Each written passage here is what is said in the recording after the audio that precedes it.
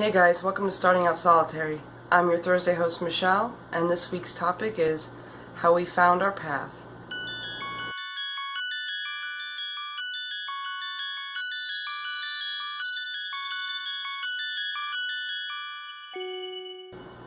So this week we're all talking about how we found our path, or how we became to find our current practice.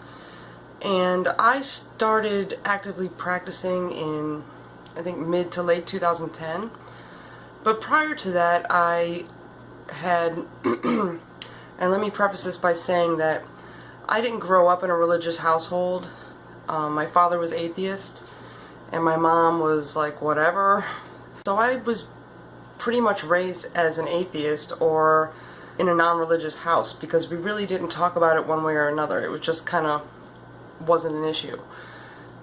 So as I got older, I kind of always considered myself pagan. Once I found out what pagan was, I looked back and realized that I had always been pagan. I didn't really find my path, like I said, until probably it was early 2010 when I realized, there was a name to what I believed. Because before that, trying to explain what I believed to people, or my spiritual beliefs and how I looked at the divine, trying to explain that to people was often very difficult, because it doesn't really fit, my beliefs don't really fit a mainstream name or group. Prior to 2010, a couple years prior, I had started getting into meditation and looking into like new agey type of stuff, and I was really into meditation or like self-hypnosis and like the whole law of attraction, positive affirmation thing back in that day, and just learning about that and reading about that and putting that stuff into practice, that leads you down a rabbit hole of information. And that's when I started reading about paganism, the different branches of paganism, polytheism, monotheism, pantheism, all the different branches of belief under the pagan umbrella. And so I started reading and studying Wicca, and a lot of the things within Wicca resonated with me, but not all of them. So I then started reading and learning about different types of witchcraft, and that's when I discovered that I didn't really fit the mold of this one or that one.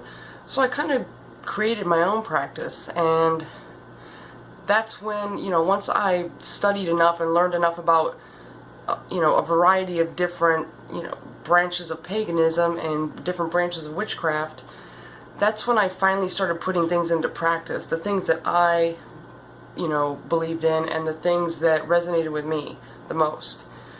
And I just learned as I went, and I just did what felt right and, what resonated with me the most. And, I would read and learn about this, or read and learn about that, and, and I would pick and choose different things from different things that I would learn that fit with me. Because there's, certain stereotypical things in witchcraft that I've always done. I've always collected and burned incense. I've always enjoyed crystals and rocks and things like that and their energy. And I've always, since I was young, one of the things my dad taught me how to do was like make candles, and that's something I've always done too. So I got to incorporate the things that I already liked and the things that I already did into my practice. And it just blended so well that it just seemed like a seamless thing. And I had some bumps in the road with certain beliefs I had and how I identified, and early on in my practice it really bothered me not to have a name, and not to have, say like I'm Wiccan, or I'm Christian, or I'm whatever. I didn't have like a mainstream label, which bothered me at first. So I started looking at my beliefs and started looking at like how I look at the divine, and came up with the term cosmic witch, because when I look at the divine, or I look at what most people call God, I look to the universe, I look to the cosmos, and draw energy from that, from you know, the sun, the moon, the stars, the rest of the universe, you know, all the different galaxies and, you know, that sort of thing. And I've always been really into and connected with the moon even before I knew why or what, you know, what it was all about. I've always been drawn to it. I've always, you know, every full moon I would go outside and just look up at it, and, you know, I felt some kind of weird vibes, but I wasn't sure what it was. I just thought I liked the moon. So, you know, I struggled for it at first, and then I thought, you know, that just makes it just makes sense to call myself a cosmic witch, because I really look to the cosmos a lot in my practice, and that's something that I draw a lot of energy from and that I resonate with the most. And, you know, as far as like gods and goddesses are concerned, I don't have a god or goddess.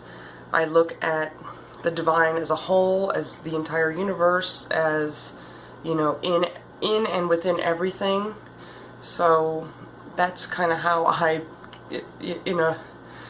the short version of how I came to my path. I kind of just stumbled upon it and, you know, started putting things into practice. And, you know, back then, like I said, I was really into I'm still really into meditation, but I took my meditation practice to another level when I started with my pagan practice and my witchcraft practice, and it just went to a whole nother level. And I was able to incorporate the skills that I learned with the different types of meditations I've done and bring that into my practice, and as well as the different energy manipulation methods I have practiced and have studied over the years. Like, you know, everybody knows about Reiki, but I've also used to heavily practice pranic healing, and I still do from time to time, but it's been a while. I'm really rusty, but I was able to bring pranic healing, and the other one was quantum healing, and a couple of different energy practices. I have a video on my personal channel that where I talk about them and how you can utilize that stuff. But I was able to bring things that I did before into my new practice, and it really meshed well, and it really, you know, enhanced my newfound practice at the time. So anyways, that was the short version of how I came to find my practice and my path. I hope you guys found it helpful. If you have any questions or comments, leave them down below, and as always, blessed be.